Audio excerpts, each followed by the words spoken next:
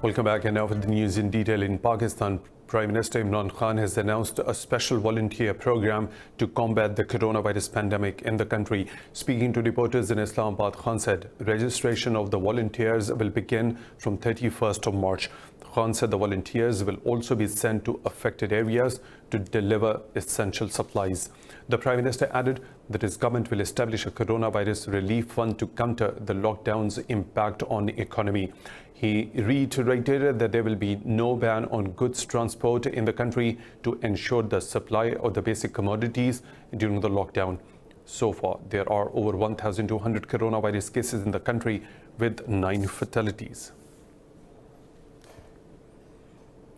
British Prime Minister Boris Johnson has tested positive for the novel coronavirus. Officials said the Prime Minister is self-isolating at 10 Downing Street, but will continue to lead the government's response to the outbreak via video conference.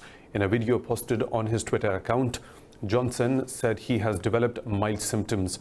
It is not yet clear how many Downing Street staff and ministers would now need to go into self-isolation, given that many have had contact with the Prime Minister. So far, 578 people in the UK have died from coronavirus, and the number of the confirmed cases has risen to 11,658. I've developed mild symptoms of the coronavirus, that's to say a temperature and a persistent cough. And on the advice of the Chief Medical Officer, I've taken a test that has come out positive, so I am working from home, I'm self-isolating, and that's entirely the right thing to do, but be in no doubt that I can continue, thanks to the wizardry of modern technology, to communicate with all my top team to lead the national fight back against coronavirus. The death toll in Spain has soared over 4,800 after 769 people died within 24 hours. The number of the confirmed cases in the country has also jumped to over 64,000. Despite lockdowns on billions of people around the globe, coronavirus casualties continue to rise. Spain has recorded the highest one-day figure of fatalities in the country with nearly 800 deaths. But despite an increase in the death toll, the rate of new infections appears to be slowing. It has registered a 14% increase compared with 18% on Thursday. Italy has so far suffered 8,165 deaths as a result of the epidemic, with over 80,000 people infected. Iran has also reported 144 new deaths, bringing the country's overall total to nearly 2,400.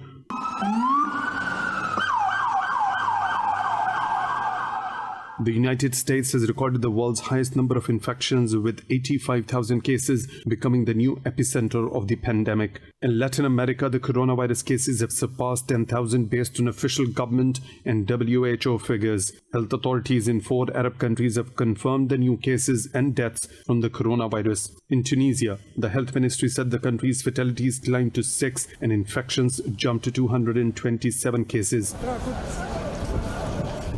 In Lebanon, 23 new coronavirus cases raised the country's number of infections to 391. Oman also announced 22 new cases, bringing the number to 131.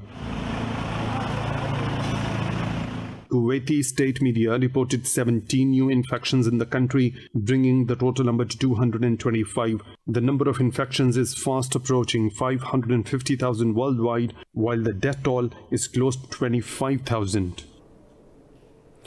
Millions of Muslims around the globe are under government's lockdown to contain the spread of the coronavirus pandemic. Worshippers in Pakistan, India and Bangladesh offered Friday prayers under tight restrictions. In Pakistan, 3 out of 4 provinces have imposed restrictions on Friday and congregational prayers. No more than 5 worshippers can pray at a time across Punjab, Sindh and Balochistan's mosques. In India, mosques suspended Mass Friday prayers over the virus fears as the country struggles to impose a lockdown on over 1 billion people. Bangladesh worshippers gathered at a central mosque in Dhaka for the Friday prayers despite a nationwide lockdown. Worshippers said there were less people in the mosques as compared to the previous weeks due to the virus fears. There were less people in the mosque today in comparison to other days. People are afraid of the coronavirus, so many of them did not come to the mosque. They stayed at home to pray. But in this mosque, we pray to Allah so that He can protect us from danger. India has announced a $23 billion economic stimulus plan to give relief to millions of poor people hit by a nationwide lockdown. The country has so far recorded over 600 virus infections and 20 deaths. Speaking in New Delhi, Finance Minister Nirmala Sitharaman said the government has come up with a package for the people's welfare. The minister said that the government wants to distribute 5 kilograms of essential food grains to each person over the next 3 months. Sitharaman said the government also outlined plans for medical insurance cover of $66,000 for every frontline health worker. Following the Indian Premier's lockdown announcement, trucks are stranded.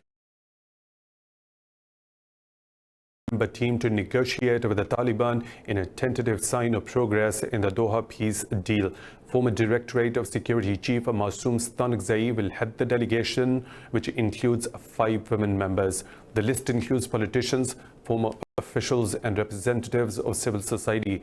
The development comes 2 days after the Taliban and Kabul agreed to start releasing each other's prisoners by the end of this month. This move is likely to pave the way for the talks with the Taliban aimed at ending the decades-long war. It is not immediately clear whether Ghani's political rival Abdullah would endorse the team selected. The United States has granted Iraq a 30-day waiver to keep importing Iranian gas despite sanctions. The U.S. State Department has also confirmed the extended waiver to meet the energy needs of Iraq. Speaking in Baghdad, the presidency official said that this is the final U.S. extension to Iraq. He said Washington is frustrated over Tehran's alleged meddling in the government formation process in Iraq. Iraq relies on gas and electricity imports from its neighbors Iran to fuel its power grid supplies. Meanwhile, the U.S. is cutting millions of dollars in aid to northern Yemen over unacceptable interference by the Houthi rebels. This comes amid multiple pleas from aid groups that the reduction will severely impede efforts to confront the looming coronavirus crisis. A U.S. aid spokesperson says the Houthis have not made sufficient progress towards ending meddling in the region.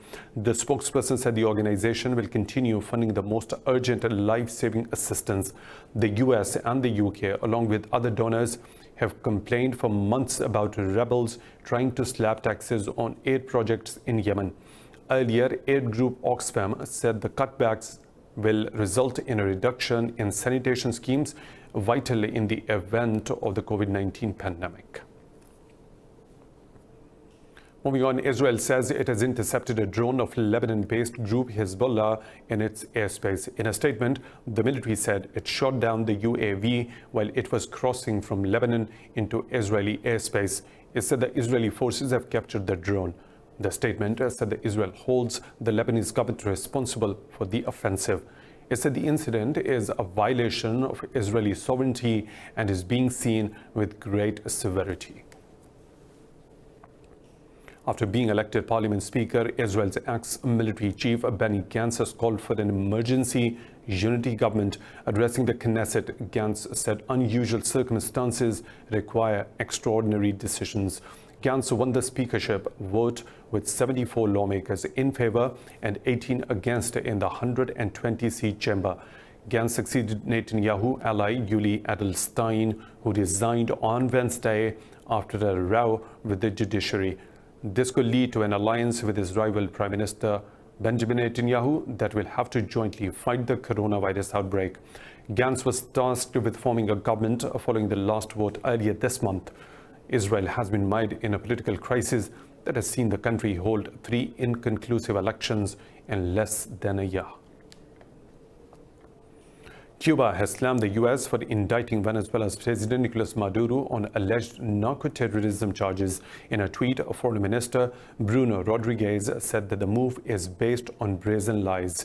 He said the U.S. government proves to be the main threat to peace in the Americas at the time of the COVID-19 crisis. Earlier, Maduro lambasted Washington, branding his U.S. counterpart Donald Trump a racist cowboy. Venezuela's Foreign Minister Jorge Riza said drug trafficking charges against Maduro showed the desperation of the U.S. elite.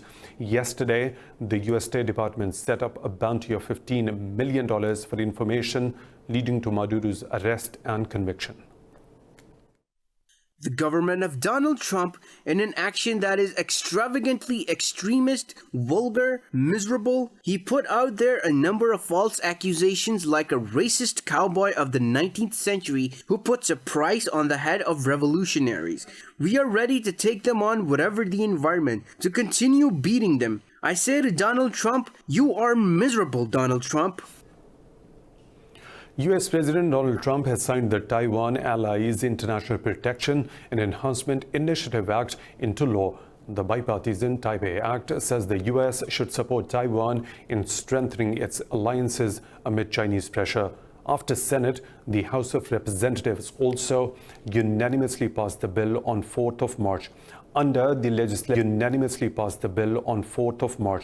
Under the legislation, the U.S. will consider reducing its economic, security, and diplomatic ties with the governments that undermine Taiwan.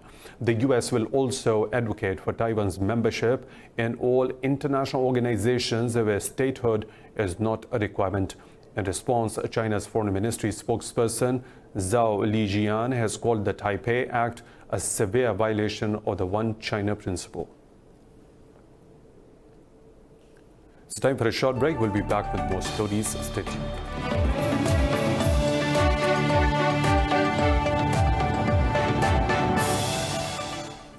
Welcome back. Because of the coronavirus pandemic, a meeting of the NATO foreign ministers scheduled for the 2nd of April will be held by a video conference. The alliance said Secretary General Jens Stoltenberg will chair the secure teleconference. The meeting will focus on the economic impact of the pandemic on the Allied defense budgets. It will also focus on the latest developments for NATO's missions in Afghanistan and Iraq. The statement said precautionary measures are in place at NATO headquarters to limit further spread of the coronavirus. It said the measures also include restricted access to visitors, media, and non-essential staff. Delegations urged Stoltenberg to abandon his plans to hold a physical meeting given the lockdowns imposed worldwide. Russia's President Vladimir Putin has signed a law to fix prices for medicines in the case of the pandemic threat in the country. Under the law, the government will have the right to set the maximum possible retail prices for medicinal products apart from the list of vital necessities. The government will also set the maximum selling price for producers and allowances for them, taking into account value-added tax. It will be executed in the event of an epidemic emergency or if the cost of the drugs is unreasonably increased by more than 30% within 30 days. Meanwhile, President Vladimir Putin says Russia can defeat the pandemic in less than 3 months if it imposed tough measures. The colleague believes that in 2-3 months we will be done with the coronavirus. It's not a bad outlook because in some countries they say that fight against it, they call it a war, will be very long. But when we finally get out of this situation, and we definitely will get out of it. 7 people have been killed in a fire that engulfed a 2-story residential building in Russia's city of Yekaterinburg.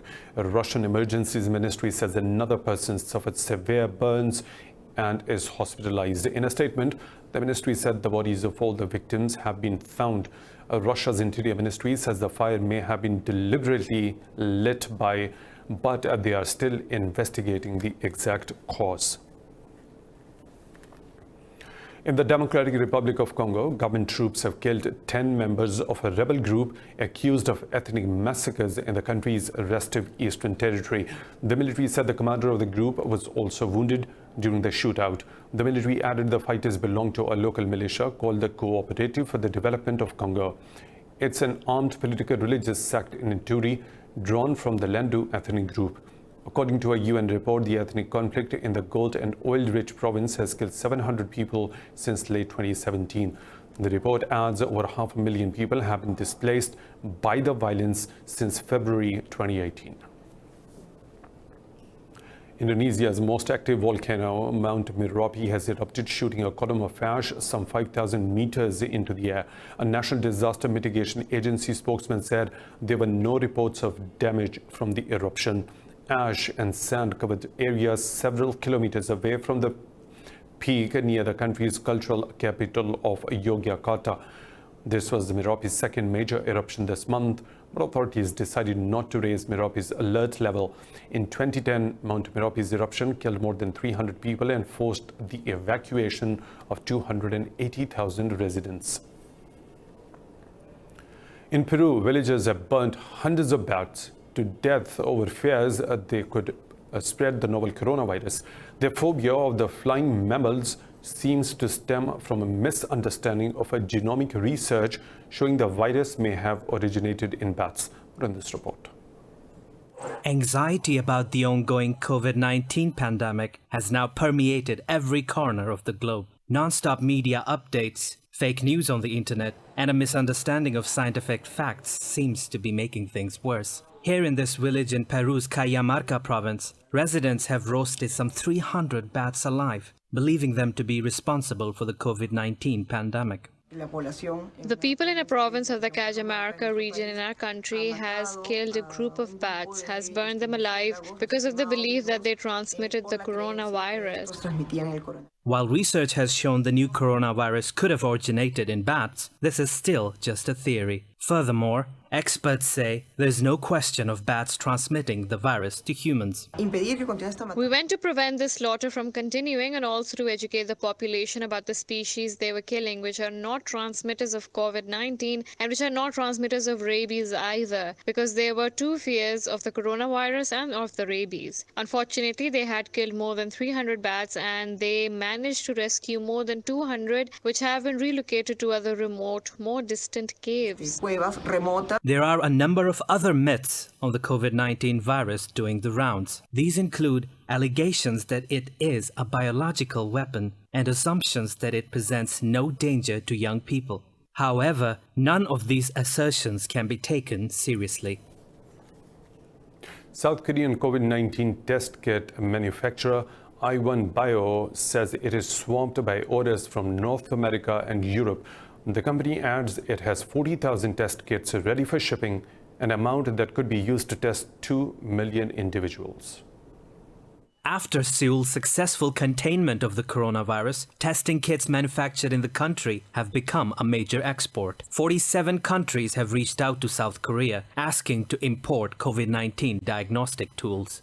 Another 39 nations have requested them as humanitarian aid. The only problem is keeping up with the orders. We are waiting for approvals of clinical tests from the United States, Italy, Switzerland and Mexico. And once we get green lights, we will ship off at least 40,000 test kits, amount that can run 2 million tests to those countries. Some countries also requested the kits without clinical tests. We expect the demand of our kits will be more than 5 million tests. Biotech startup TAIWAN Bio is just one of several companies mass-producing COVID-19 testing kits in South Korea. Despite having plenty of local competition, TAIWAN Bio employees are regularly working overtime to keep up with the orders. I left the office after midnight yesterday because they are in different time zones. My staff and I were working all night at home and here these days. The US is one of South Korea's biggest customers for COVID-19 test kits. This includes both FDA-approved kits along with others approved by state governments. Demand for kits is expected to rise even further in the US over the coming weeks as coronavirus cases peak in the country. After South Korea, China is the biggest exporter of COVID-19 test kits. More stories to follow, but right after a short break. Stay tuned.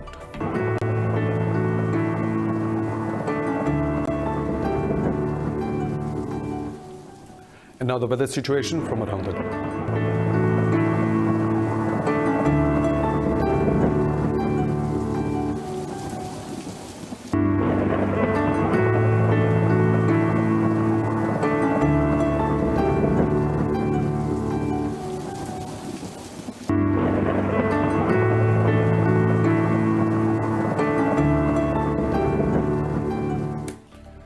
That's all for now. For the latest updates, you can follow us on social media at indus.news.